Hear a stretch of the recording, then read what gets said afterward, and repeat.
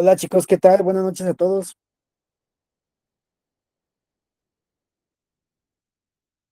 Hola chicos, ¿cómo están? Bienvenidos sean todos a su clase del día de hoy. Buenas Espero que noches. tengan un excelente día. Hola Elvia, Buenas buenas noches. noches. Hola Fer, buenas noches. Buenas noches María. Hola, ¿qué tal chicos? Hola Eliana, bienvenidos todos.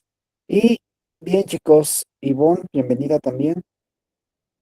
Bueno, es hora de dar continuidad chicos a nuestro programa con nuestra clase del día de hoy. Pero no antes, voy a pasar desapercibida la pregunta de cada clase, ¿verdad? ¿Alguien tiene alguna duda correspondiente a nuestra última clase, a la clase del día de ayer? ¿Alguna duda que tengan, alguna incógnita, algo que quisieran preguntar, algo que quisieran consultar, sacarse alguna duda? ¿Todo bien, chicos? No, profe, ninguna, gracias. Ok, gracias, Irma. Ok, gracias, chicos. Bien, chicos. Bien, pues. Vamos entonces a iniciar nuestra clase del día de hoy. El día de ayer estuvimos viendo parte de la valoración que se hace en las comunidades. Estuvimos desarrollando justamente el tema o el procedimiento que implicaba hacer una valoración de una comunidad, ¿verdad?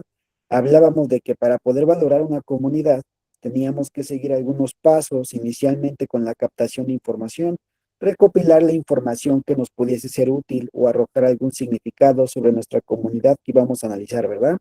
Decíamos que podíamos obtener información de primera mano mediante diferentes herramientas de investigación, entrevistas, encuestas, análisis de parabrisas, como participantes, y que también existía información que ya estaba disponible o que ya había sido validada con cierto tiempo anticipatorio, ¿verdad?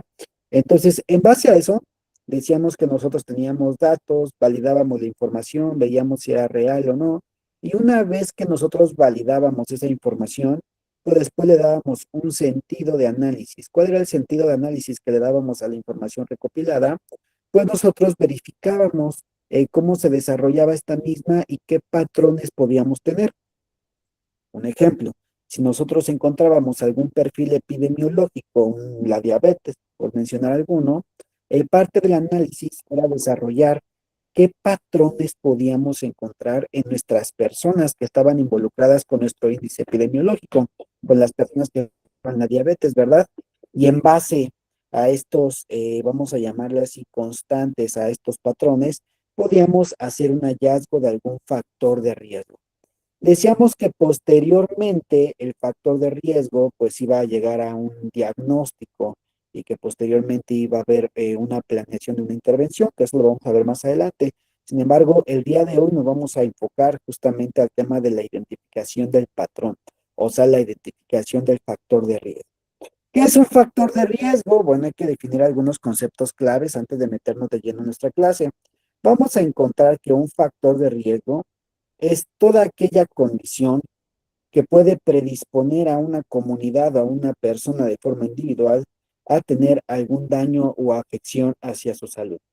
Y este término les sugiero que lo tengan en cuenta, que lo repasen, porque es un término que figura en la evaluación de su examen.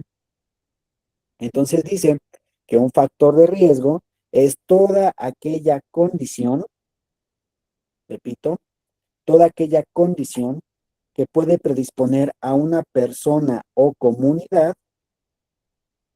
a tener algún riesgo o alguna afección hacia su salud.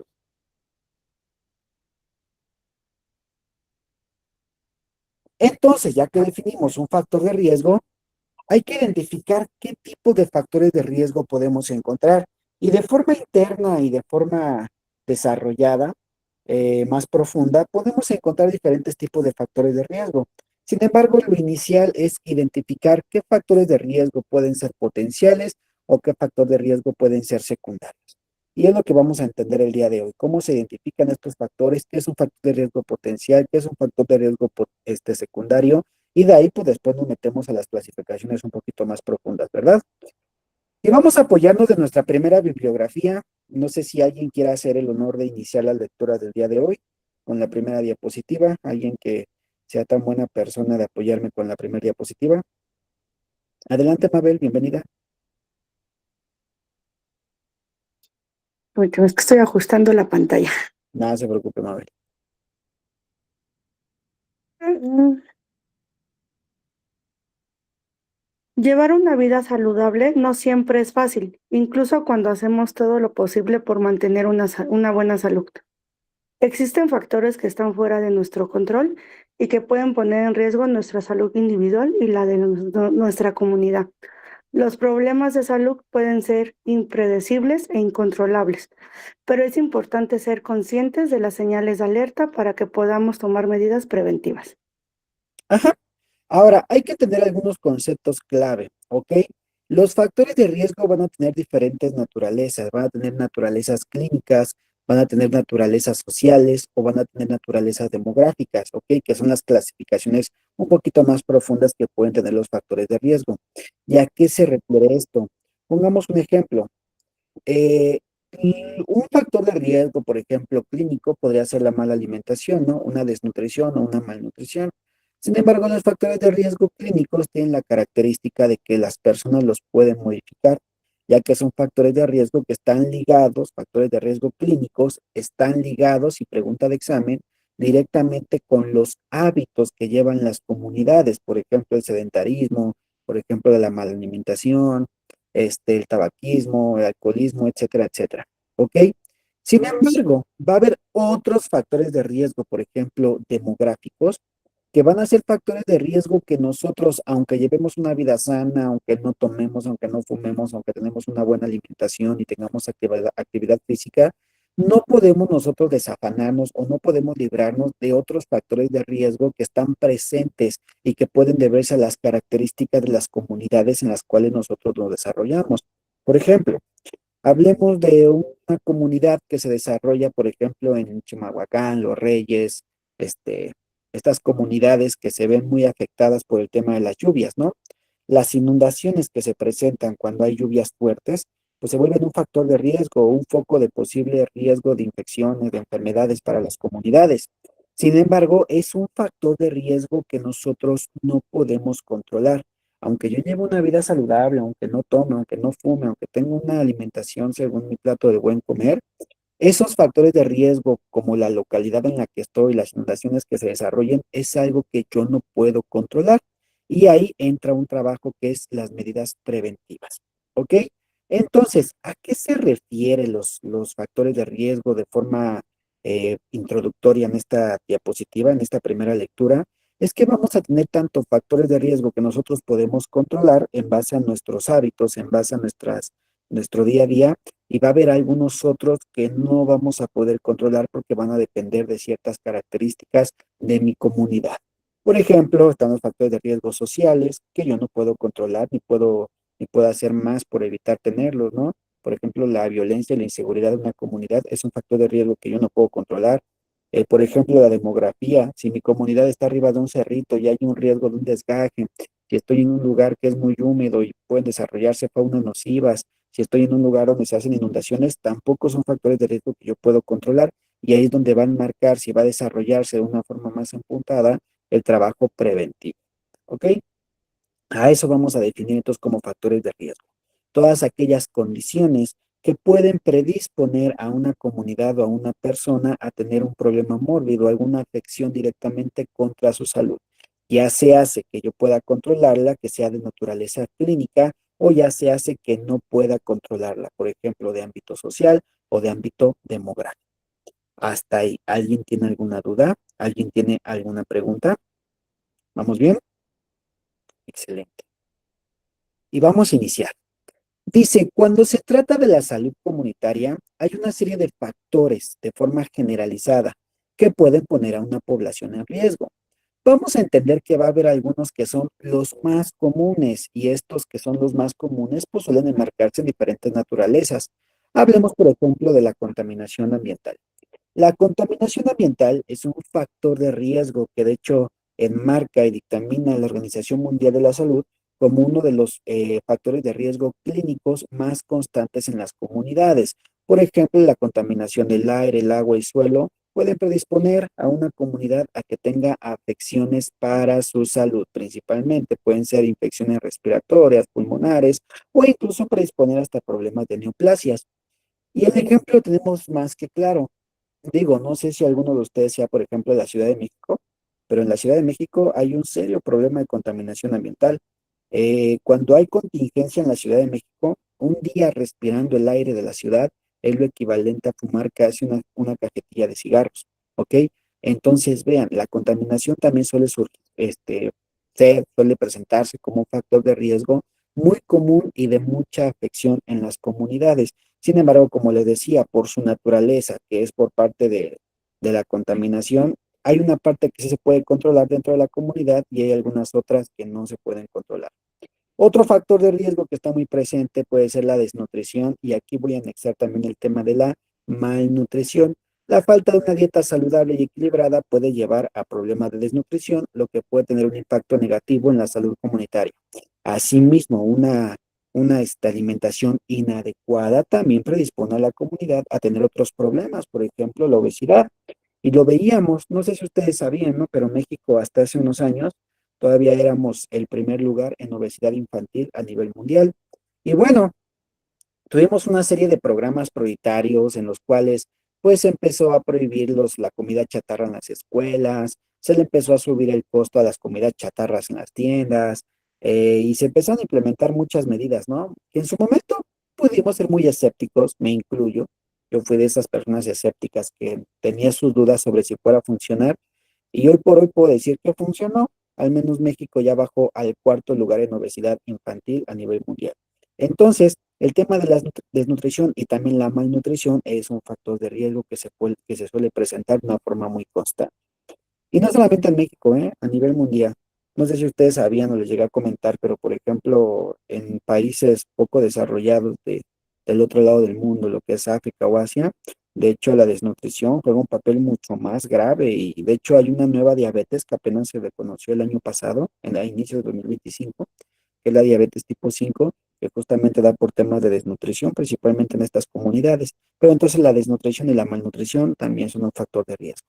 Otro factor de riesgo que también está muy presente en las comunidades mexicanas es la falta de acceso a atención médica. Adelante, Jessica, levantó su mano. Sí, profe, yo tenía una duda. ¿De dónde sacó la fuente de la diabetes tipo 5?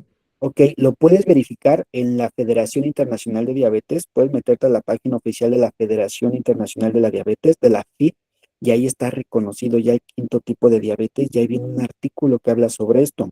Ojo, si tú la buscas en la Asociación Americana de Diabetes, porque es un error muy común que luego se van a buscar la Asociación Americana de Diabetes, todavía no se ha hablado ni se ha publicado nada acerca de la diabetes tipo 5.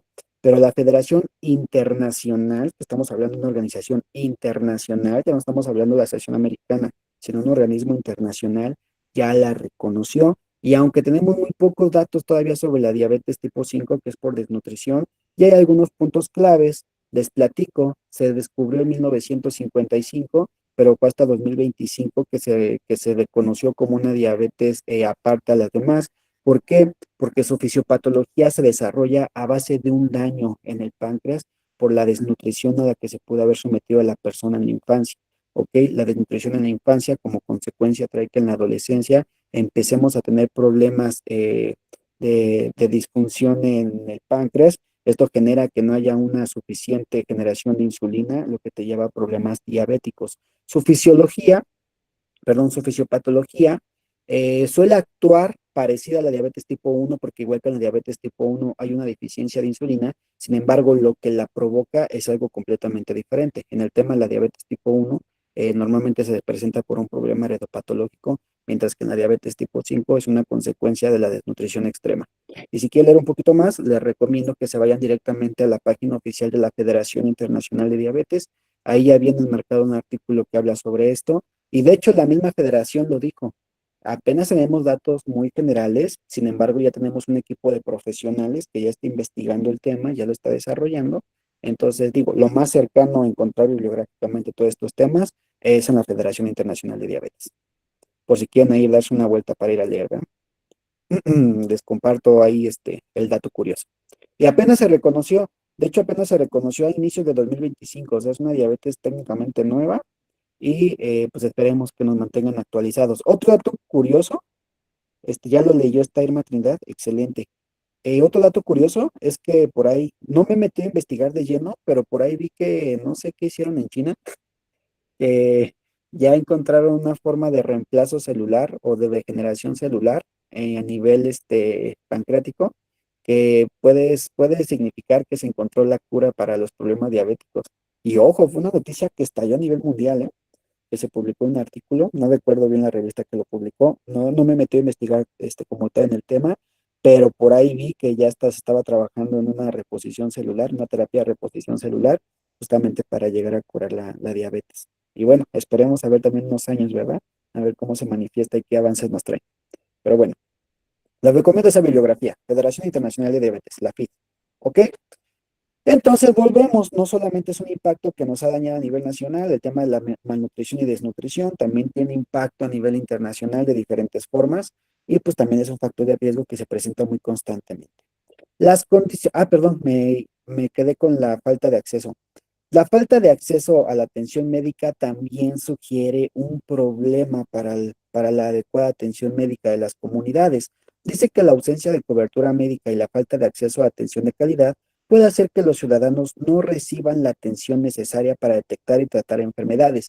Y aquí puede presentarse dos tipos de deficiencias. Y digo, duele decirlo, pero es una realidad. Hay tanto deficiencia en la parte de recursos, de infraestructura, tanto hay deficiencias incluso en el personal que pudiese presentarse. Les voy a platicar un contexto histórico que de hecho desarrolló o fue la pauta para que se desarrollara uno de los programas de estándar mundial en atención de urgencias. Hay una historia muy curiosa sobre un doctor, no me acuerdo qué doctor fue, no recuerdo si fue el doctor Max Wayne, no recuerdo, pero era un doctor que estaba en un viaje con su familia en una aeronave. Esta aeronave sufre un percance justamente y tiene que hacer un aterrizaje de emergencia. En el aterrizaje de emergencia, pues lamentablemente los familiares del doctor salen heridos. Entonces, en la comunidad en la cual aterrizan, se busca una unidad de atención médica, ¿no? Y se llega a una unidad de primer nivel. Y oh, vaya sorpresa, se da cuenta el médico que llega a la unidad que no tienen ni recursos, ni el personal tiene ninguna idea de cómo atender un tema de una emergencia. Y ustedes dirán, bueno, para eso es un segundo nivel, pero esta pequeña comunidad que no tenía recursos no tenía el acceso para un segundo nivel. La clínica más cercana estaba a horas, ¿no? De distancia. Entonces, incluso en base a estas deficiencias, han surgido programas que han intentado compensar un poco esta, pues, falta de recursos, esta falta de incluso capacitación.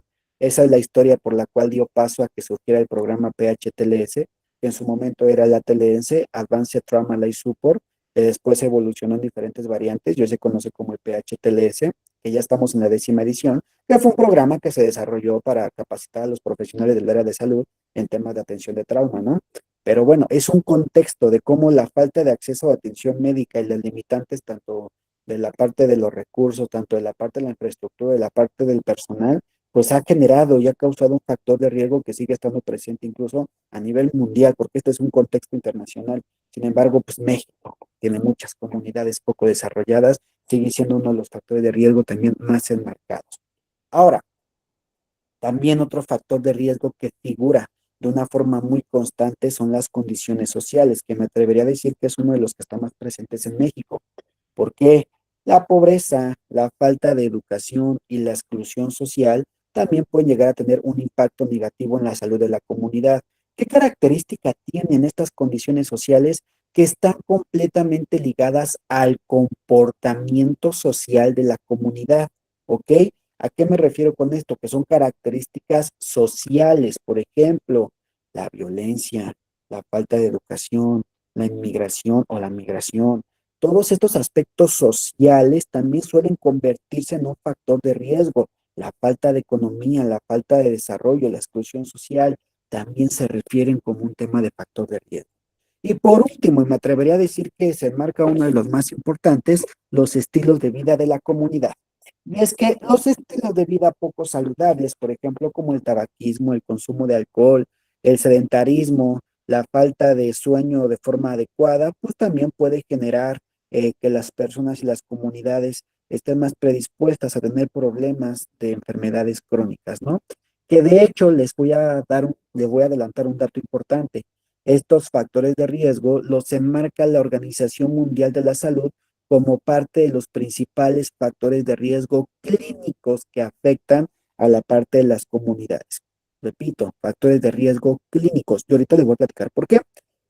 Todos estos factores de riesgo se van a enmarcar en tres categorías principales. Número uno, factores de riesgo clínicos, que tienen que ver completamente con los hábitos que pueden cambiarse de una persona. Los sociales, que tienen que ver con la parte de los aspectos sociales y algunas características del comportamiento de las comunidades. Y tres, demográficos, que tienen que ver con las características de la comunidad que se está desarrollando. En general, todos estos factores de riesgo se van a resumir en tres categorías, pero no se preocupen. Ahorita vamos a ver un poquito más adelante cómo se desarrolla esa categorización. ¿Hasta ahí alguien tiene alguna duda? ¿Alguien tiene alguna pregunta? No, profe, ninguna. ¿Vamos bien? Ok, excelente. Ahora, ¿alguien es tan amable, por favor, de ayudarme con esta? Yo, profe. Adelante, Fer. Mira. ¿Cómo identificar un factor de riesgo? Paso 1. Realizar una evaluación de la salud de la comunidad. Antes de poder identificar los factores de riesgo en una comunidad, es importante tener una idea clara de la salud de la población. Los epidemiólogos pueden llevar a cabo encuestas y cuestionarios para recopilar información sobre la salud de los ciudadanos. También pueden analizar datos de registros médicos y estadísticas vitales para identificar patrones y tendencias en la salud de la comunidad. Y no sé si se acuerdan, pero fue algo que incluso estábamos platicando ayer, que yo les decía, lo primero que se tiene que hacer para que nosotros como enfermeros incluso podamos llegar al desarrollo de alguna intervención comunitaria es sacar información de la comunidad. Dice que el mismo método de identificar un factor de riesgo es sacar información de la comunidad. Y lo veíamos ayer, que una forma de desarrollar investigación en la comunidad pues podía ser mediante entrevistas, mediante foros, mediante información como participantes de la comunidad, de valoraciones de parabrisas, etcétera, etcétera. Pues es lo mismo, estamos hablando de exactamente el mismo proceso. ¿Por qué? Porque recuerden que en nuestro proceso que vimos ayer de valoración, cuando llegamos al tema del análisis es cuando encontramos los factores de riesgo. Por lo tanto, para encontrar un factor de riesgo es el mismo método. Lo primero que tenemos que hacer es encontrar cuál es la información de la comunidad y vincularla a los índices epidemiológicos, que repito, concepto de examen, índice epidemiológico va a ser la incidencia que tiene alguna patología, alguna afección de salud en alguna comunidad específica.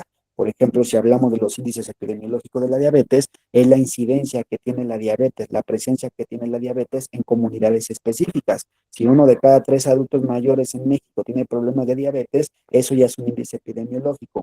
Entonces, lo primero para poder encontrar nosotros nuestros factores de riesgo es encontrar los índices epidemiológicos, ¿ok? Y decíamos que podemos apoyarnos de personal como los epidemiólogos que son expertos en esta área y nos podemos apoyar también de algunos datos que ya están disponibles, que ya fueron validados, que ya fueron censados y que normalmente suelen estar al alcance bajo algunas bibliografías de nuestra área de la salud, ¿verdad? Asimismo, como podemos apoyarnos de esa forma, también podemos obtener información de primera mano mediante nuestro trabajo en campo, ¿ok? ¿Alguna duda hasta ahí? Una vez que desarrollamos esta información, una vez que captamos esta información, encontramos patrones. Ah, ¿y saben qué? Que encontré que de las personas que tienen diabetes, el 60% tiene problemas de malnutrición. Ok, entonces ese es el factor de riesgo. En la mayoría de personas, porque estamos hablando de una mayoría, 60%, lo que está generando, lo que está predisponiendo a que tengamos problemas diabéticos podría ser la mala alimentación que tienen las comunidades. ¿Cuál sería mi factor de riesgo? La mala alimentación. ¿En base a qué voy a desarrollar mis intervenciones de forma futura? En base a la alimentación, en base a promover una buena alimentación. ¿Ok? Entonces, para poder encontrar un factor de riesgo, perdón, lo primero que hay que hacer es buscar la información y eso incluye también los índices epidemiológicos. Y es parte de lo que estábamos desarrollando ayer. Ahora, vamos a identificar qué factores de riesgo ya son conocidos o potenciales. Dice la bibliografía. Existe una gran cantidad de información sobre factores de riesgo comunes que pueden afectar a la población. Los epidemiólogos pueden utilizar esta información para identificar los riesgos potenciales en una comunidad, o sea, aquellos riesgos que representan un problema superior o un problema mayor Dice, algunos de los factores de riesgo conocidos pueden incluir problemas ambientales, problemas alimenticios, perdón, problemas de falta de atención médica, estilo de vida poco saludables, que son los factores de riesgo que ya conocemos que pueden estar presentes. Sin embargo, estos factores de riesgo conocidos o potenciales, como quieran llamarlo, puede desencadenar a factores de riesgo secundarios. Y nos dice la bibliografía, una vez que ya analizamos y encontramos los factores de riesgo potenciales, los epidemiólogos en su trabajo justamente de desarrollo pueden identificar la gravedad y la frecuencia de estos mismos. Asimismo, se pueden identificar factores de riesgo secundarios y priorizarlos para saber cuáles tenemos que atender y tomar medidas preventorias de una forma más aguda, de una forma más inmediata. Dice, también puede ser útil determinar qué grupos de la población están en mayor riesgo de desarrollar enfermedades según los factores de riesgos específicos. Y vamos a poner un ejemplo. Hablemos un factor de riesgo social, la falta de educación. La falta de educación es un factor de riesgo como tal, ¿no? Porque predispone a problemas de la salud de una comunidad. Ese es nuestro factor de riesgo potencial. Ahora, si tenemos una comunidad sin educación, eso puede generar que esta comunidad empiece a tener problemas económicos, porque su nivel económico, pues obviamente, pues, se va a estancar. Al no tener una profesionalización, puede tener un impacto negativo en el desarrollo económico que tengan las comunidades, las familias de estas comunidades. Y la falta al acceso económico después va a representar un factor de riesgo a lo mejor secundario en base al primero. El primero, el potencial, la falta de educación. Esa falta de educación a la larga te puede generar problemas secundarios. ¿Qué otro problema se puede derivar de la falta de educación? Veíamos un ejemplo ayer. Una falta de educación generalizada también puede comprometer la educación para la salud. Una falta de educación para la salud puede comprometer que los jóvenes, los adolescentes tengan información, por ejemplo, sobre métodos anticonceptivos. Y esto que va a generar que tengas una constante de embarazos no deseados, embarazos adolescentes y embarazo de alto riesgo. Y es una condición que está afectando a una población específica, en este caso a los adolescentes. El riesgo potencial, que era la falta de educación, se transforma en factores de riesgo secundarios. ¿Cuál es el trabajo ahora que tenemos que determinar? Tenemos que analizar cuáles son los que tienen mayor prioridad para ser tratados de una forma más aguda. No quiere decir que no sea importante que no haya educación en la comunidad o que pase a segundo plano, sino que de forma más aguda o de forma más inmediata, a lo mejor tengo que empezar a hacer trabajo de promoción y prevención en educación de métodos anticonceptivos, etcétera, etcétera, ¿no? ¿Por qué? Porque ese problema que me están marcando de una forma más aguda, es lo que necesita una solución más aguda, más inmediata, ¿ok? Y en base a eso se puede priorizar. Y aquí estamos haciendo el trabajo de encontrar un factor de riesgo potencial, encontrar factores de riesgo secundarios y en base a esto priorizar según el nivel de afección y la velocidad de afección que esté teniendo. Y de esta forma también estoy analizando qué grupos de la población están siendo los más afectados. ¿Sí me explico? ¿Dudas? ¿Vamos bien? ¿Dudas? ¿Preguntas? Si hay algo que no hayan entendido, que no Todo haya bien, claro, profe. digan. Ok, gracias, Irma. Ok, ok. Entonces, hablando generalmente de los factores de riesgo, desde ahí podemos empezar, desde la identificación, cuáles son potenciales, cuáles son primarios, cuáles son secundarios. Ok, sería nuestra primera forma de empezar a intervenir, investigar y encontrar nuestros patrones que está teniendo nuestra comunidad. Dice, además, ciertas tendencias socioculturales o ciertas situaciones en las comunidades puede revelarme nuevos factores de riesgo. Y nos dice la bibliografía, los epidemiólogos también pueden descubrir factores de riesgo que son nuevos o inesperados durante sus investigaciones. Por eso es importante tener en cuenta que los riesgos pueden evolucionar y generar cambios constantemente. Dice, de esta forma los expertos pueden estar preparados a todo cualquier peligro que pueda surgir. ¿Mediante qué? Mediante estar atentos sobre las nuevas tendencias en ambiente, en patologías, incluso en tendencias sociales que puedan irse presentando en las comunidades. Les voy a dar un ejemplo.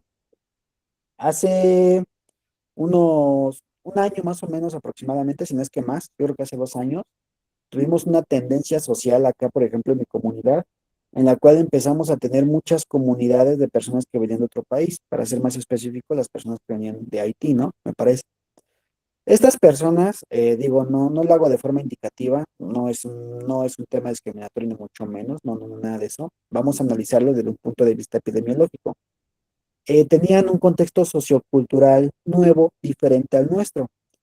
Por ejemplo, para ellos la práctica de las relaciones sexuales era algo que no estaba tan satanizado entre su comunidad, en el sentido de que para ellos pues, era pues, común, por así decirlo, que una persona tuviera relaciones sexuales con su pareja, y posteriormente estas personas tuvieran relaciones sexuales con otras personas que no son sus parejas.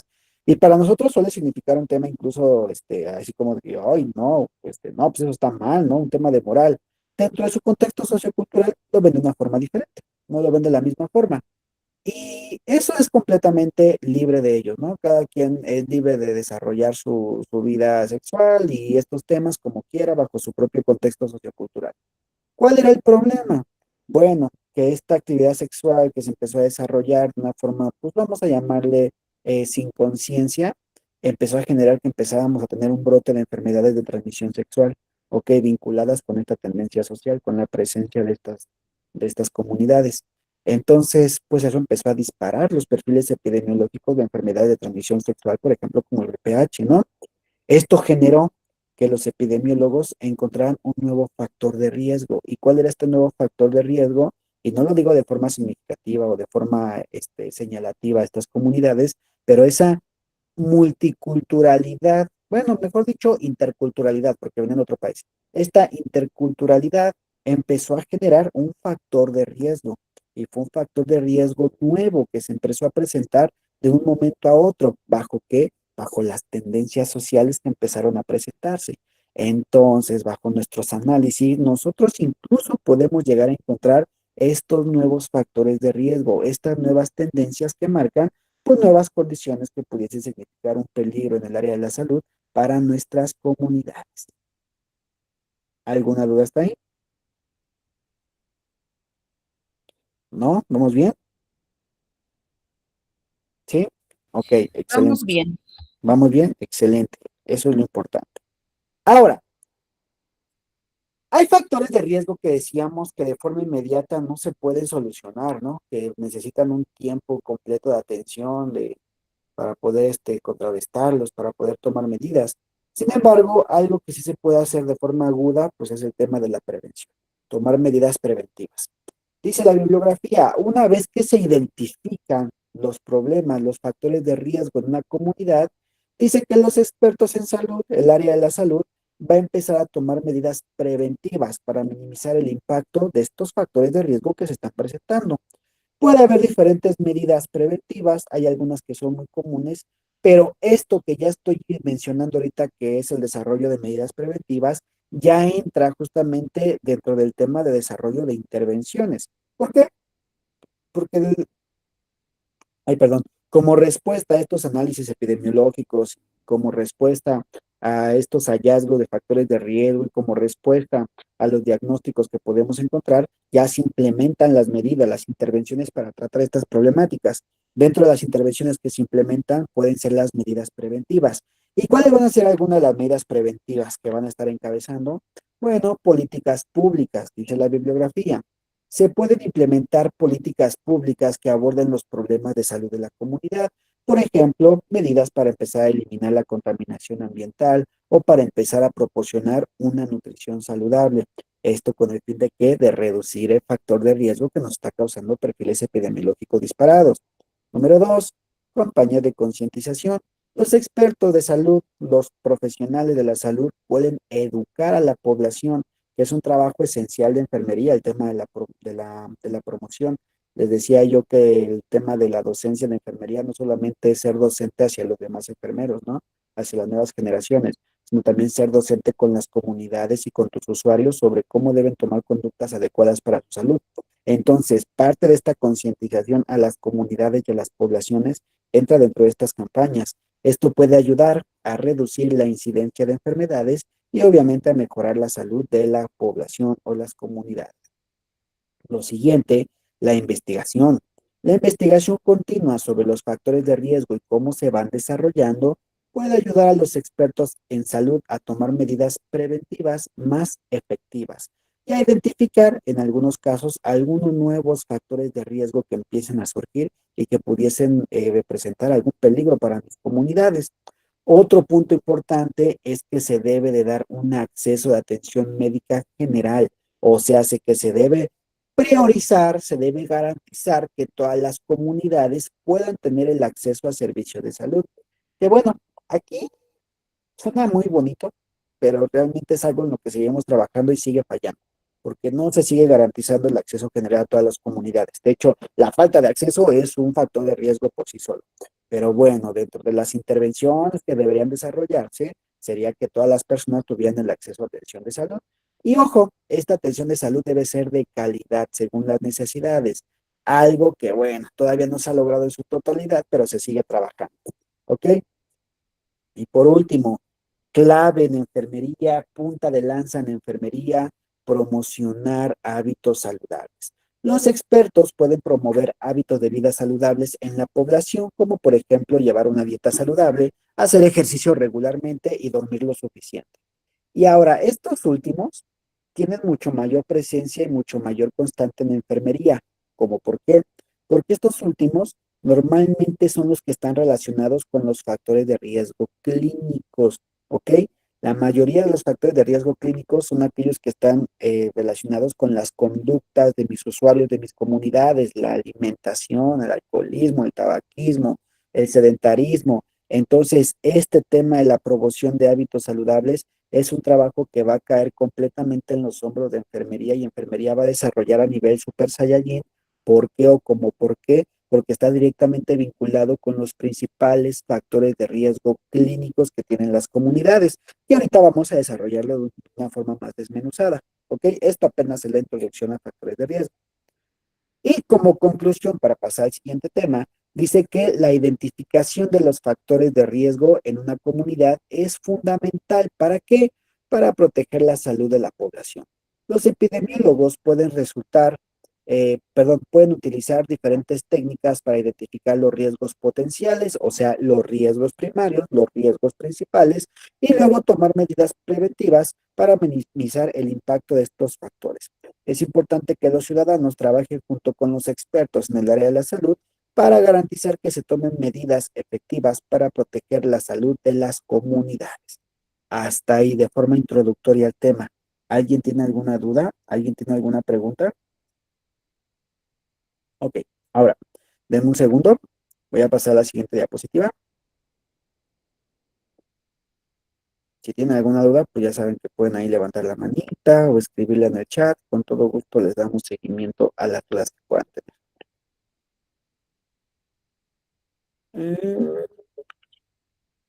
Ok, me avisan cuando ya pueda ser visible mi bibliografía. Vamos a ver esa parte. Ok. Ahora, ¿cómo se pueden categorizar o cómo se pueden clasificar estos factores de riesgo? Dice, qué bueno, Liliana, que le está surgiendo interesante. Me da gusto eso. Factores de riesgo. ¿Cómo se pueden categorizar? Bueno, volvamos a definir qué es un factor de riesgo. ¿Por qué? Porque esto se viene muy presente en su examen, ¿ok? La definición de factores de riesgo. Dicen que un factor de riesgo es una característica o circunstancia detectable de una persona o comunidad que está asociada con una mayor posibilidad de estar expuesto o desarrollar o padecer algún proceso patológico, mórbido o afección para la salud. Lo que les mencionaba ya hace un momento, un factor de riesgo es toda aquella condición que pueda predisponer a una persona o comunidad a tener algún problema para su salud. Es lo mismo, diferentes palabras. ¿Ok? ¿Y cómo se van a identificar o cómo se van a diferenciar los factores de riesgo? Primero que nada, la Organización Mundial de la Salud, y no lo digo yo, lo pueden verificar ustedes en la página de la Organización Mundial de la Salud, en el apartado de salud pública, en el apartado de factores de riesgo, dice que tenemos 5 factores de riesgo que son los que tienen mayor impacto, pero ojo, estos factores de riesgo son factores de riesgo clínicos que impactan directamente a la parte clínica, a la parte biológica de las comunidades, ¿ok? Dice, estos 5 factores de riesgo que son del área clínica y que tienen mucho mayor impacto y mucho mayor presencia, suelen ser los siguientes. Número 1, tabaquismo, Se señala como uno de los factores de riesgo más universales y que predispone a las comunidades y usuarios a sufrir más problemas de salud, como cáncer, como problemas respiratorios, etcétera, etcétera. ¿Ok? Número dos, el consumo nocivo de alcohol. ¿Y por qué el alcohol se menciona como uno de los factores de riesgo más comunes y más peligrosos? Porque tiene dos formas de atacar a la comunidad o al usuario. Puede atacar a la comunidad y al usuario de una forma, vamos a llamarle aguda. ¿Por qué? Porque el consumo de alcohol de forma aguda, de forma repentina, suele causar depresiones en el sistema nervioso que puede predisponer a que la persona tenga problemas de eventos traumáticos, accidentes automovilísticos, caídas, incidentes, etcétera, etcétera.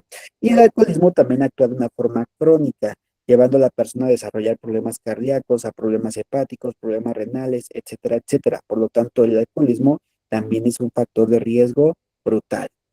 Luego también tenemos la alimentación no saludable y aquí entra el tema de la malnutrición y la desnutrición, además que la inactividad física, pues también es un factor de riesgo ligado a los mencionados anteriormente a desarrollar otros problemas brutales. Y por último, también se enmarca dentro de los factores de riesgo clínicos según la Organización Mundial de la Salud, tenemos problemas de medio ambiente o contaminación de medio ambiente. ¿Ok? Entonces, podemos mencionar y podemos resumir que los factores de riesgo clínicos que nos enmarca la Organización Mundial de la Salud van a ser aquellos que tienen que ver con los hábitos de la comunidad. Pero por fortuna, nos dice la bibliografía de la Organización Mundial de la Salud, que pueden ser tratados de forma aguda. ¿Y a qué me refiero de forma aguda? Que si la persona deja estos malos hábitos, ya empieza a ejercer un cambio en sí mismo. ¿Ok? Se pueden empezar a tratar estos factores de riesgo.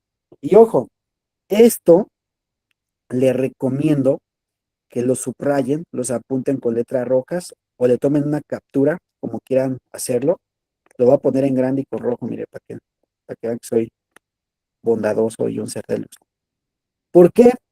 Porque justamente hay una pregunta en el examen que te dice, de los siguientes factores de riesgo, encuentra o menciona o marca cuáles son de naturaleza clínica. Y ahí vienen parte de estos factores de riesgo. Ustedes tienen que identificarlos y tienen que señalarlos.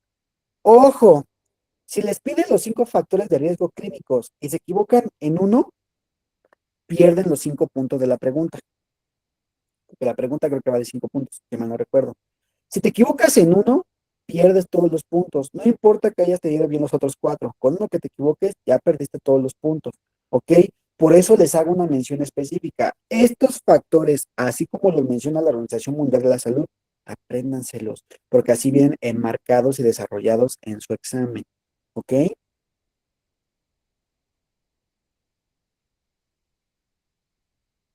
¿Dudas, preguntas? Les voy a dar 10 segundos para que tomen captura, para que vean que soy bondadoso. ¿Dudas, preguntas? Adelante, Elvia. Buenas noches. Buenas noches. Entonces, estos se van a identificar tal cual como factores de riesgo de naturaleza clínica. Claro, así perfecto. Ok. Así tal cual están tabaquismo, el consumo nocivo de alcohol, alimentación no saludable, inactividad física y la contaminación del medio ambiente. Así tal cual. Exacto, así apréndetelos. Ok, gracias. Excelente. Sí, chicos, y esa característica tienen, que son los factores de riesgo que hace mucho mayor mención el tema o la Organización Mundial de la Salud. ¿Ok? ¿Dudas hasta ahí?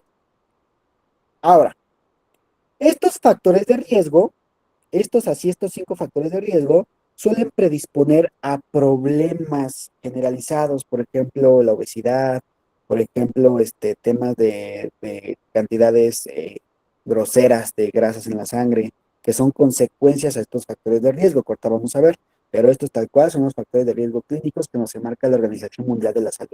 Ahora, si buscamos el término factores de riesgo ahí en internet, en ChatGPT, en Wikipedia, no sé, los de mi generación ocupaban Wikipedia, los de ahorita ya ocupan el ChatGPT, ¿verdad? Pero si lo llegas a buscar, te va a mandar una categoría brutal de diferentes factores de riesgo, te va a hablar de factores de riesgo mecánicos, químicos, electrónicos, tan, y sí los hay, pero en nuestra área de enfermería solamente podemos nosotros enmarcar los factores de riesgo en 3 categorías, ¿ok? que son la parte clínica, como los que acabamos de ver ahorita, los factores de riesgo sociales y los factores de riesgo demográficos. Ahorita voy para allá. Vamos a darle desarrollo a esta bibliografía. Dice, un factor de riesgo, vuelve a repetirse la definición, es cualquier característica o circunstancia detectable que puede tener una mayor probabilidad de desarrollar o padecer un proceso mórbido y se asocian con algún cierto tipo de daño a la salud. Eso ya lo sabemos. Ahora, dice que los factores de riesgo pueden clasificarse en diferentes categorías o de forma generalizada se pueden categorizar en 5 categorías: condiciones de entorno, medio ambiente, malos hábitos, contaminantes químicos y biológicos. Sin embargo, en el área de enfermería, y les mencionaba yo hace un momento, solamente nos van a importar tres categorías de forma clave en enfermería. ¿Y cuáles son estas 3 categorías claves en enfermería? Número 1, los clínicos, ¿ok? Los factores de riesgo clínicos son los que mencionamos hace un momento, que están desarrollados por la Organización Mundial de Salud y que están completamente ligados a los hábitos de mis comunidades, ¿ok? Por ejemplo, la alimentación, el tabaquismo, el alcoholismo, el sedentarismo, están completamente ligados a la parte de los hábitos de la persona, perdón, los hábitos de la persona, ¿ok? La buena noticia, que decíamos que con trabajo de prevención y promoción podemos cambiarlos, podemos nosotros crear una conciencia en nuestras comunidades y pues generar un cambio, ¿verdad? Primera categoría. Ahora, segunda categoría, factores de riesgo sociales. Y ojo, estos están vinculados con el comportamiento y características sociales de una comunidad, ¿ok? Sociales. Y está bien fácil de entenderlo, miren. Vamos a entender que un tema social puede ser, por ejemplo, la falta de educación, la violencia, una comunidad que es hostil es un tema social, la escasez de recursos, la falta de infraestructura, eh, el trabajo, los medios de económicos que tenga la comunidad, la inmigración, la migración, todos estos son factores de riesgo sociales. Por ejemplo, hace rato que hablábamos de, de las comunidades que vienen de otro país con diferentes contextos socioculturales, es un factor de riesgo social que después ese factor de riesgo social evolucionaba y se transformaba en factores de riesgo secundarios, ¿no? Sin embargo, es un factor de riesgo social todo lo que tenga que ver con las características sociales de la comunidad, ¿ok? ¿Dudas hasta ahí? También apréndanselo. No es mucha ciencia el examen, nada más es que aprendan a diferenciar unos de otros, clínico, social y demográficos. ¿Cuál es lo padre de los demográficos o cuál es la característica de los demográficos? Que los demográficos son las características que tiene la comunidad en la cual se está desarrollando. Por ejemplo, que esté en un lugar que pueda ser peligroso, que esté en una costa y eso pueda generar que tengamos problemas, por ejemplo, chikungunya, zika, etcétera, que esté en un lugar que tengamos inundaciones, que esté arriba de un cerrito y sea un factor de riesgo, que esté en medio de la selva de la comunidad y no tenga la forma de un acceso inmediato a salud. Ya son las características demográficas de la comunidad, ¿ok? Por ejemplo, hay una comunidad aquí en Chimalhuacán que está el cerrito de Chimalhuache, si mal no recuerdo, creo que se llama. Y bueno, dentro de este cerrito, pues hay casas, ¿no? Hay colonias. Hay una calle que está muy empicada, muy, muy empicada. La famosa calle que le dicen La Gaby. Así se llama la calle, ¿no? La Gaby. Y constantemente hay accidentes en esa calle por las características que tiene. Y digo, lamentablemente sí se ha cobrado la vida de varias personas, ¿no? Entonces, esta es una característica demográfica que tiene la comunidad, ¿ok? Es algo que no se puede controlar. A lo mejor se puede tomar métodos preventivos, y aquí se los puse en roja, en rojo y mayúsculas, se puede hacer trabajo preventivo, ¿ok? Para intentar controlarlos. Sin embargo, no vamos a tener un control absoluto sobre el factor de riesgo. Yo, por ejemplo, si aquí en mi colonia se inundan las calles, un ejemplo, se puede tener trabajo de prevención, se puede no tener basura en las calles, se puede tener limpias las coladeras, se puede prevenir a que tengamos inundaciones. Sin embargo, no voy a controlar de forma absoluta que deje de haber inundaciones, ¿ok? A diferencia de un factor de riesgo clínico, que si yo modifico mi alimentación, pues estoy acabando con el factor de riesgo. ¿Me explico? Sí, más o menos se encamina a lo que voy. Entonces, de esta forma podemos nosotros identificar que en temas sociales y demográficos no puedo yo controlarlos, pero puedo hacer trabajo absoluto de prevención. ¿Ok? ¿Dudas hasta ahí? ¿Dudas y o preguntas que lleguen a tener? ¿Todo bien? Oigan, chicos, ahorita que están todos y antes de que se me vayan, ¿tienen algún problema con que el día viernes le vuelva a dejar su clase grabada? ¿No tienen problema? No, profe, ninguno. Bueno, de mi No, parte, todo bien. Adelante. Ah, ok, ninguno, chicos. profe. Sí, es que ya les había comentado, chicos, estoy dando unas clases de farmacología, entonces, pues, ¿no te han salido las clases, Diana? Están en el canal de YouTube. De hecho, yo les comparto el link. No sé si se han dado cuenta, pero todos los viernes, Diana, todos los viernes yo les comparto el link de la clase grabada. O sea, de hecho, en la mañana les comparto, bueno, en la mañana o antes de su clase les comparto el link de la clase grabada. Cheque su grupo, porque yo siempre los viernes les comparto el link. Si dice, sí, ahí están. Y si no, en el canal de YouTube, ahí van apareciendo por el nombre de su grupo. Su grupo de ustedes es el 13B126. Así pueden encontrar sus grabaciones. ¿Ok? Pero bueno, muchas gracias, chicos. A los que, bueno, que no tienen problema. Es que digo, no me gusta mentirles. Estoy dando ahí un tema de farmacología. Estoy enseñando farmacología ahí en un programa. Entonces, pues sí se me cruzan mis horarios. Por eso les dejo su clase grabada. Pero bueno, muchas gracias por su comprensión, chicos. Ya saben que les dejo su clase grabada, les mando su link para que puedan ver su clase cuando puedan. No hay mayor problema. Ahorita aprovechando que están todos antes de que se me empiecen a desconectar, ¿ok? Pero bueno, volviendo al tema, ¿dudas hasta ahí en factores de riesgo clínicos, sociales y demográficos? Ok, bien. ¿Y cuál es nuestro trabajo del día de hoy? Porque de hecho la clase está yendo súper rápido, ya pasan de las 9, ¿ya vieron? ¿Cuál es nuestro desarrollo del día de hoy para continuar? Pues vamos entonces a desarrollar los factores de riesgo clínicos, que son parte de los factores de riesgo más importantes que nos enmarca la Organización Mundial de la Salud, ¿verdad? Entonces vamos a empezar por ahí, ¿ok? Vamos a empezar por desarrollarlos. Dice, los factores de riesgo según la OMS. Dice que los factores de riesgo para la salud del área clínica, para ser más específico, son aquellos que aumentan la posibilidad de que alguna persona desarrolle problemas y enfermedades. En este caso, en el ámbito clínico, podemos hablar de malas alimentaciones que pueden llevarnos a problemas de grasas elevadas en la sangre, como colesterol y triglicéridos. La mala alimentación mezclada con algunas otras condiciones, como el sedentarismo, nos puede llevar a complicaciones como sobrepeso y obesidad. El consumo nocivo de alcohol ya directamente es un factor de riesgo que ataca de forma directa. Hábitos de fumar o exposición al humo del tabaco también ataca directamente. El sedentarismo y inactividad física mezclados con algunas otras características, pues también pueden generar problemas mórbidos en mi comunidad, ¿verdad? Dice que estos factores de riesgo predisponen a la aparición de enfermedades no transmisibles, normalmente de origen crónico o problemas metabólicos o cardiometabólicos en general, pero decía yo que la buena noticia de los factores de riesgo clínicos es que pueden tener una modificación y se puede tratar.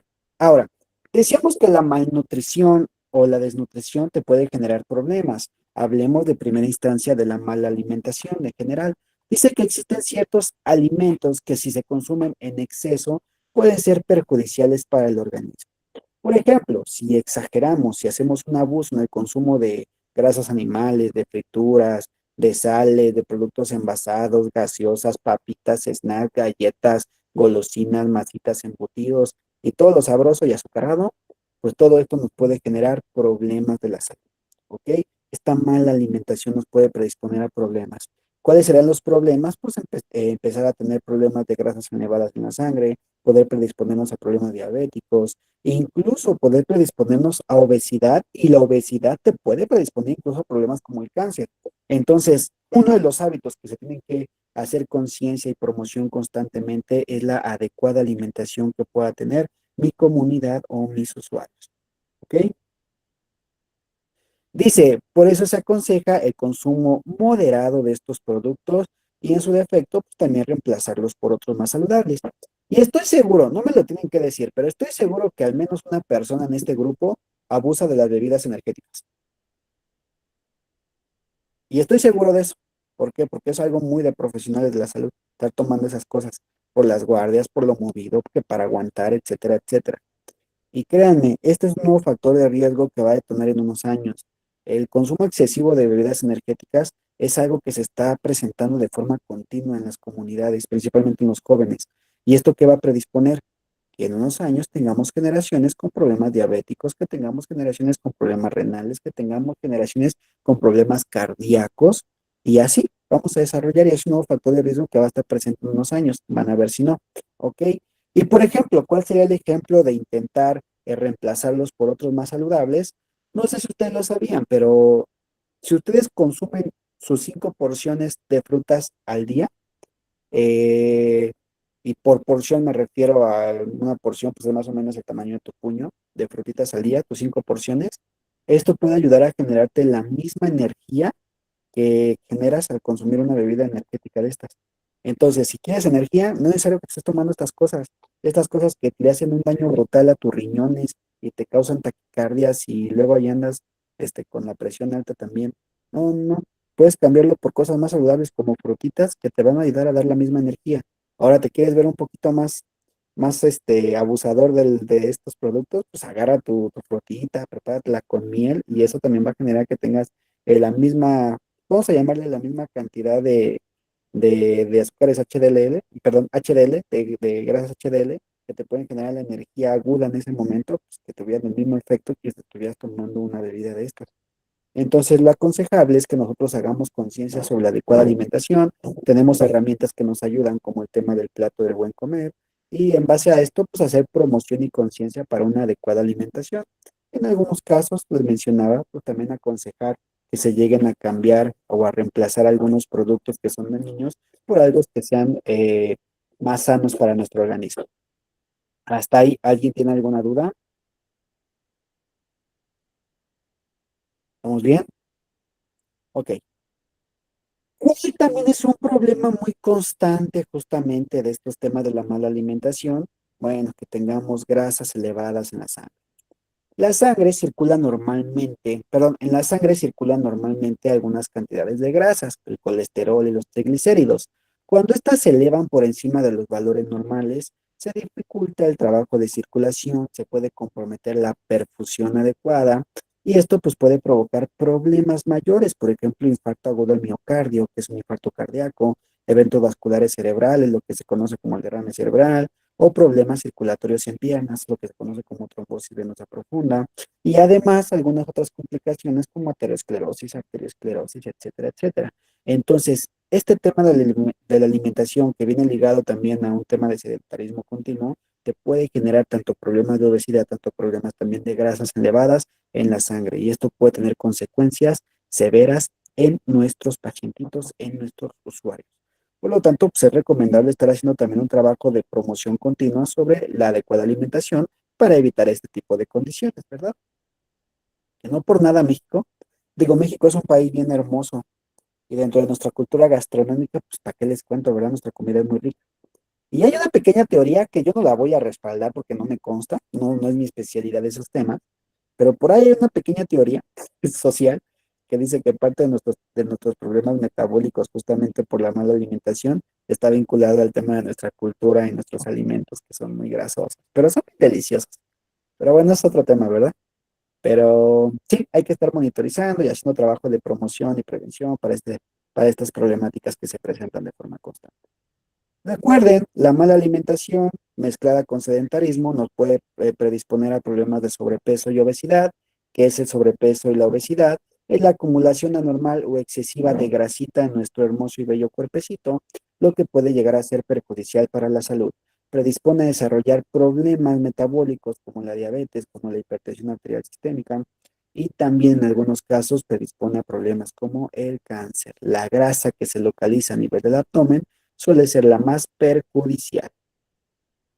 Y ojo, vamos con uno que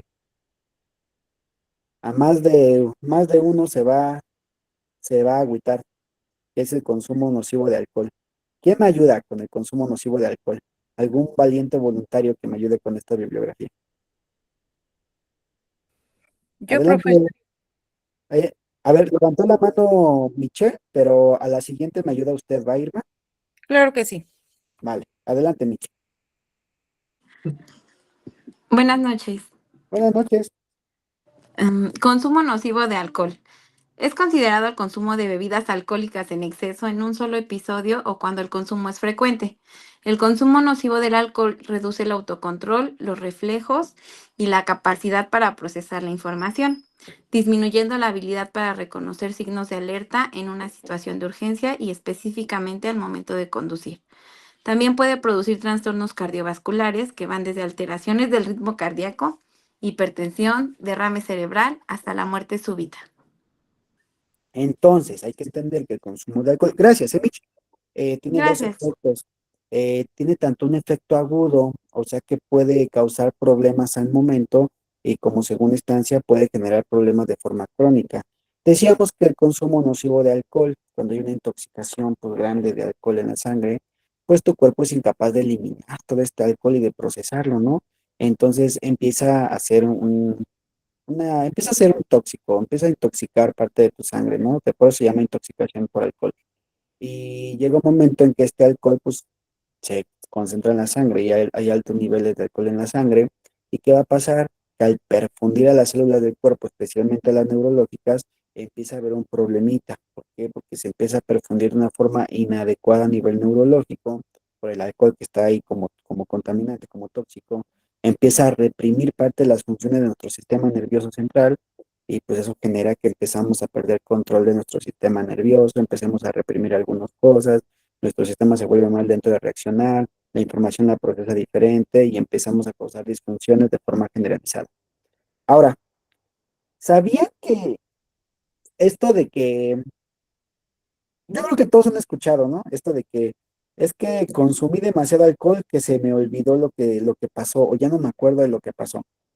Pues realmente tiene una explicación lógica y tiene una explicación clínica.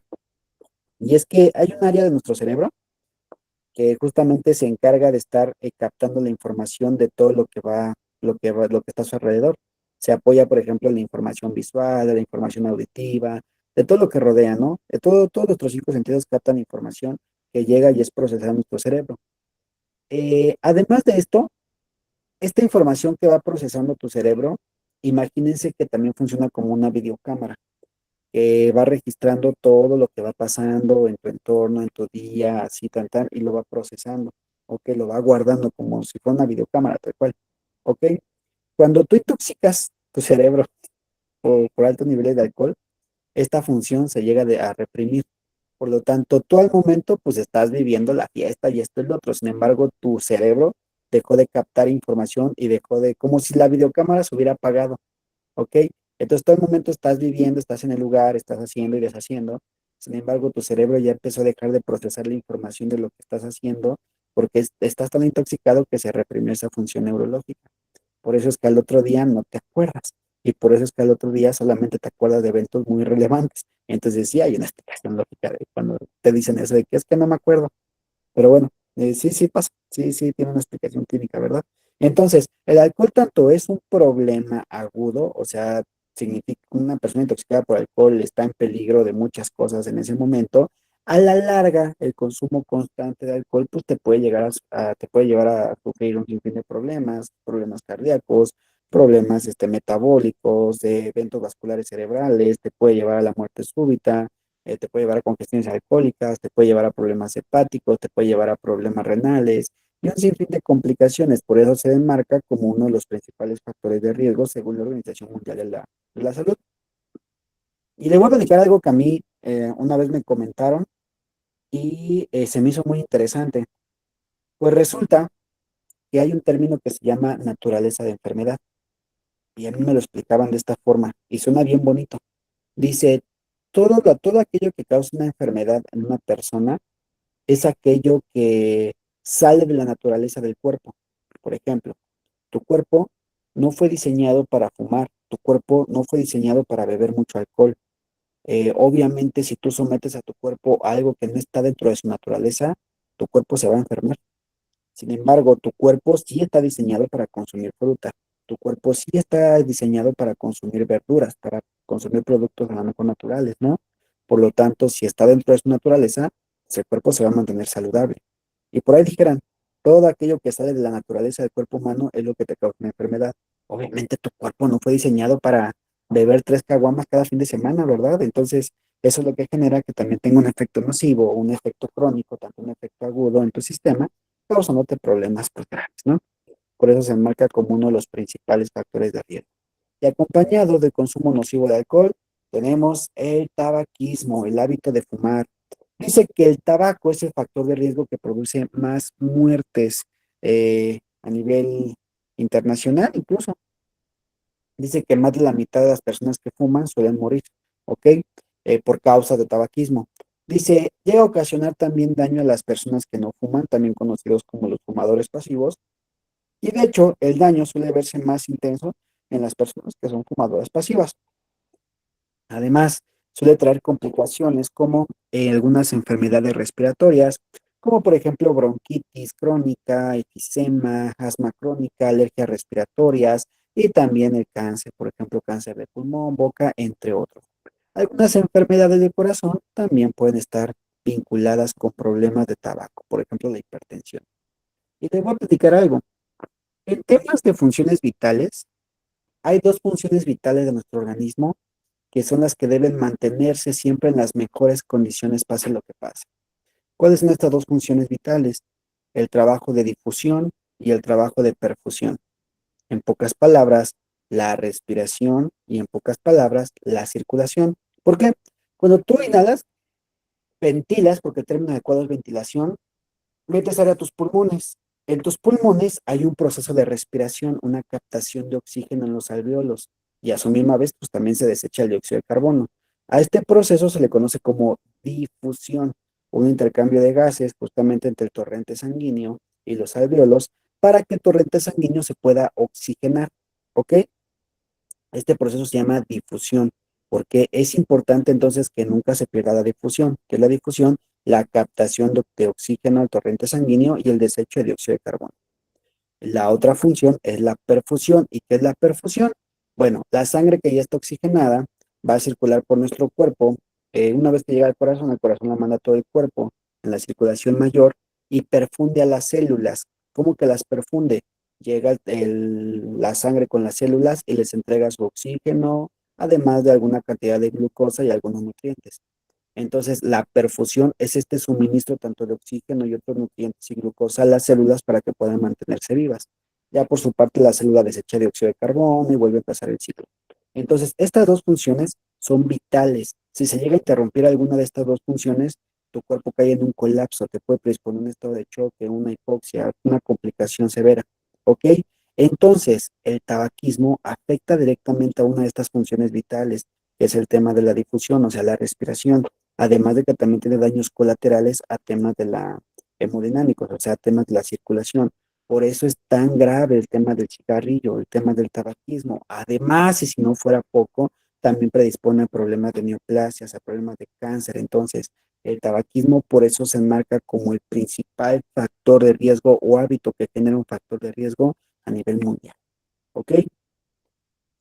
Ahora, dentro de las complicaciones que puede tener, pues muchas complicaciones crónicas, bronquitis, efisemas, asmas, incluso alergias respiratorias que pueden desencadenar en problemas de anafilaxias y pues esto sugiere un riesgo inminente y un riesgo inmediato. Todos están en su libre derecho de exigir ambientes libres de humo de tabaco, por ejemplo, escuelas, hospitales, bares, cafeterías, etcétera.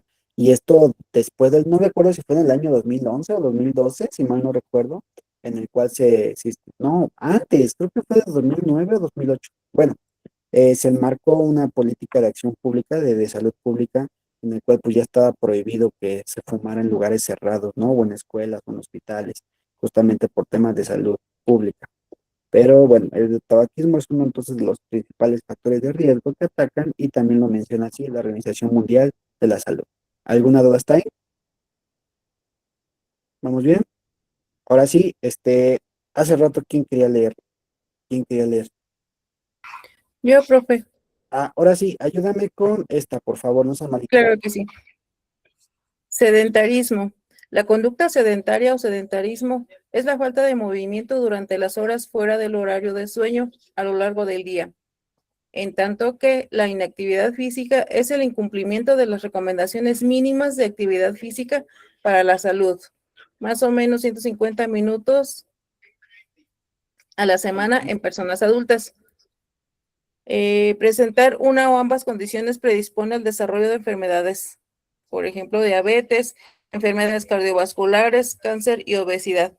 Para mantenerlos activos, se recomienda realizar al menos 30 minutos de actividad física 5 veces por semana. Ok, entonces vamos a encontrar que la inactividad física y el sedentarismo, en alguna bibliografía lo podemos encontrar como el mismo concepto. Si nos vamos a un ámbito más detallado, más como que pues, así detalladito con pincitas, el sedentarismo es cuando una persona pasa mucho tiempo sin moverse después de su hora de sueño, y la falta de actividad física es cuando no se cumplen los 150 minutos a la semana de activación física. Cuando se presenta esta condición, ya sea falta de actividad física o sedentarismo, se puede predisponer también a problemas de salud. Esto ligado a problemas de mala alimentación, esto ligado a problemas de tabaquismo, de alcoholismo, pues te va a generar un sinfín de problemas patológicos, y es una bomba de tiempo, ¿no?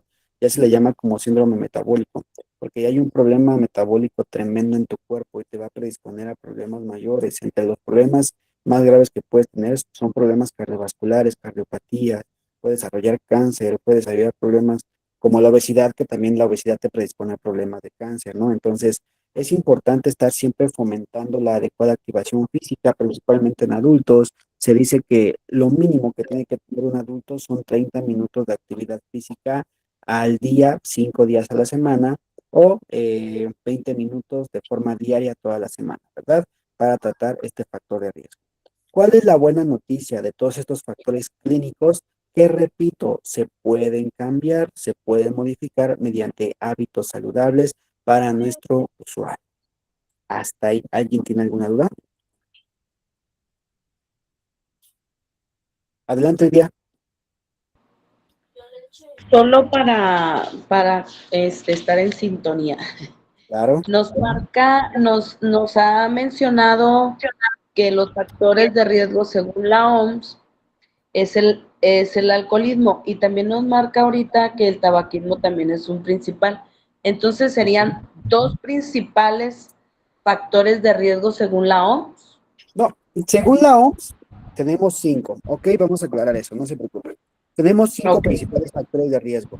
Sin embargo, los que encabezan, los que están hasta arriba, es número 1, el tabaquismo; número 2, el tema del consumo de alcohol de forma nociva. De ahí podemos tener la mala alimentación, ya sea malnutrición o desnutrición. Luego tenemos la inactividad física y hasta el último, el medio ambiente. En este orden, sin embargo, estos son los 5 principales. Si yo te pregunto en el examen, márcame cuáles son los factores de riesgo clínicos en la Organización Mundial de la Salud, estos son los 5 que tienes que tomar en cuenta. El tema de la obesidad, de la cantidad exagerada de grasas en la sangre, son consecuencias de estos factores de riesgo principales. Ok, gracias. Nada. Ah, mira, ya nos complementó esta Trinidad que la ley ay, a ver, ya se me quitó el mensaje. Dice, la Ley General para el Control de Tabaco fue del 2008 y entró en vigor en julio del 2019. Muchas gracias, Irma. Qué bueno que me acordaste ya. No me acordaba si era 2012 o 2008. Bueno, gracias por confirmarme. Bien. Chicos, chicas, damas, caballeros, ¿alguna duda? ¿Alguna pregunta? ¿No? ¿Todo bien? Bien. Bueno, chicos, nuestra clase del día de hoy llega hasta ahí. ¿Por qué? Porque ya a partir de la siguiente clase ya nos vamos a ir como tal a los temas de factores de riesgo comunitarios, a los factores de riesgo sociales, factores de riesgo demográficos, y nos vamos a meter a ver cifras, nos vamos a meter a ver índices, nos vamos a meter a ver mapas. Y está también interesante esa clase. Digo, en esta ocasión, se la voy a dejar grabada, la dejo grabada el día viernes, y pues ya seguimos avanzando con el tema de factores de riesgo, ¿verdad? ¿Qué nos falta por ver? Si se dan cuenta, le comentaba al otro grupo que nos queda esta semana, que ya terminamos el viernes y ya estamos a la mitad de la materia, se me está yendo rapidísimo. La tercera semana, pues tenemos nuestras 3 clases normales, y la cuarta semana solamente tenemos la clase del día martes para terminar los temas. ¿Por qué? Porque el día miércoles le doy la guía de su examen y el día viernes es su examen. ¿Ok? Y pues ya estamos a unas clases más, a 2 semanas de terminar su programa y su mes. Así que vamos por buen camino. son un excelente grupo, están trabajando muy bien, así que pues si siguen así, le voy a dar su guía para que puedan estudiar y llegar en las condiciones más óptimas a su examen, ¿verdad? Entonces, bien, chicos, digo, ya igual para no quitarles más tiempo, sé que algunos están trabajando, sé que algunos están en casa, entonces, si no hay más dudas, chicos, no hay dudas por el día de hoy, no hay más preguntas, ¿todo bien? Todo bien, maestro. Muchas gracias. Gracias, Aida. Bien, chicos, entonces vamos a culminar la clase del día de hoy. El día viernes les mando su link de su clase grabada. Les agradezco a todos muchísimo su atención, su presencia, sus participaciones y nos estamos viendo el día martes de forma sincrónica y el viernes con su clase grabada. Muchas gracias, Irma. Muchas gracias, Elvia. Diana también, muchas gracias. Y Liana Buenas también. noches, maestro. Permiso. Descansen, chicos, descansen. Adelante, Mabel, levantó su mano. Maestro, yo sí tengo una duda. El viernes de la clase grabada intenté tomar foto de captura para la diapositiva y no me lo permitió. Me decía que no, que la aplicación no lo permitía. Ah, ok. Si no, díganme, mátenme mensaje y digo, ya vemos la forma de tomarlo, aunque sea fotos aquí a la pantalla para pasárselos. ¿Por qué no mando diapositivas, chicos? Porque una vez me pasó que mandé diapositivas y luego mi diapositiva ya andaba en otra institución y pues la verdad, pues creo que no sería justo, ¿verdad? Para el trabajo de su servidor. Entonces, por eso le doy la opción de que si quieren consultar las diapositivas, pues los pueden consultar en las clases grabadas, o si quieren tomar las capturas o fotos, en eso no tengo mayor problema. En este caso, pues vamos a ver entonces la chance de mandar fotos, si ocupan alguna foto de la última clase grabada, y pues digo, para que la puedan tener. Pero por eso es que no comparto las diapositivas completas, chicos. Digo, no estoy diciendo que ustedes lo hagan, pero sí nos ha pasado un par de veces que luego mis diapositivas andan en otros lados. No, está muy bien, profesor. Muchas gracias.